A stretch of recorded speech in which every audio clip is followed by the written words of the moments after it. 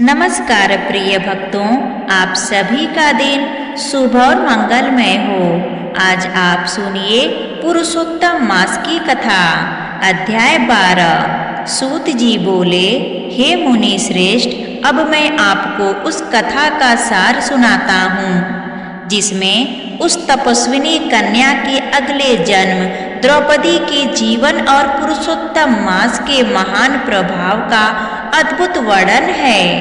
नारद जी ने विनम्र होकर पूछा, हे प्रभु, जब भगवान शंकर अंतर ध्यान हो गए तब उस बाला ने शोक में क्या किया? तब श्री नारायण बोले, हे नारद, यही प्रश्न एक बार राजा युधिष्ठिर ने भी भगवान श्री कृष्ण से किया था।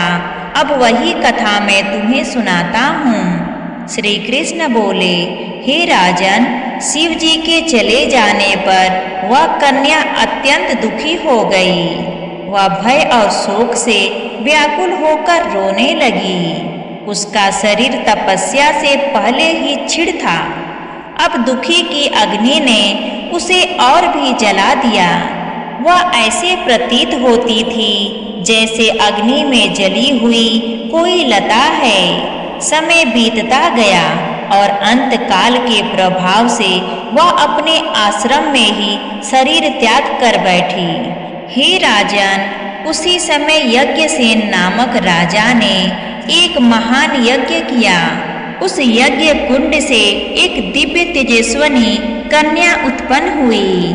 वही कन्या आगे चलकर राजा द्रौपद की पुत्री द्रौपदी के नाम से प्रसिद्ध हुई।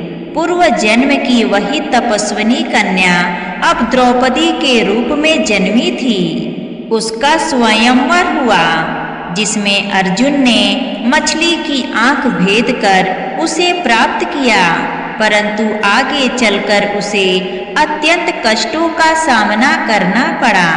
दुर्योधन के सभा में दुशासन ने उसके केस पकड़कर उसे अपमानित किया।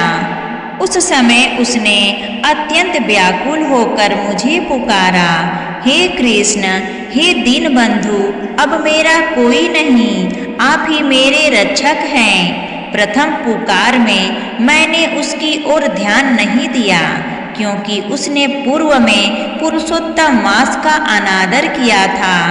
परंतु जब उसने पूर्ण संपूर्ण भाव से पुनः मुझे पुकारा, तब मैं तुरंत वहां पहुंचा और उसकी लाज की रक्षा की।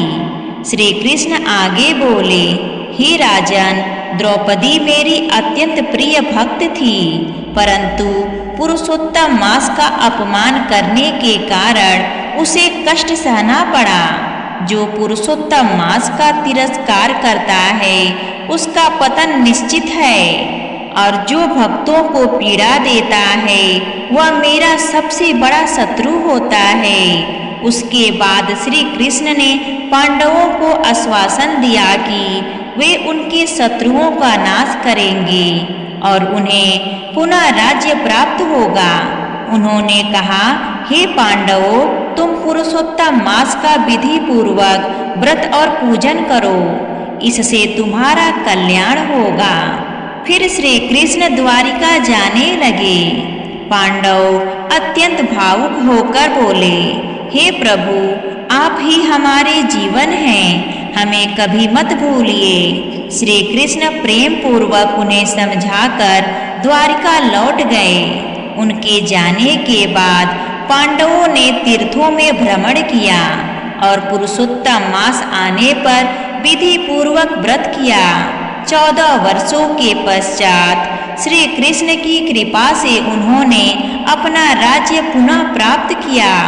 सूत जी अंत में कहते हैं, हे मुनियों, पुरुषोत्तम मास का महात्म्य इतना महान है कि उसे पूर्ण रूप से कोई नहीं जान सकता। स्वयं भगवान ही इसके संपूर्ण प्रभाव को जानते हैं।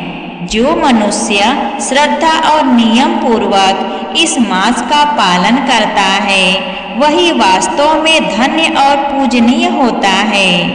यहाँ पर पुरुषोत्तम मास की कथा 12वां अध्याय समाप्त होती है। आगे की कथा हम पुरुषोत्तम मास के 13वें अध्याय में सुनेंगे।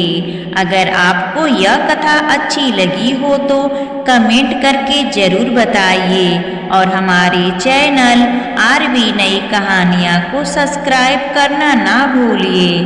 प्रेम से बोलिए पुरुषोत्तम भगवान की जय, विष्णु भगवान की जय।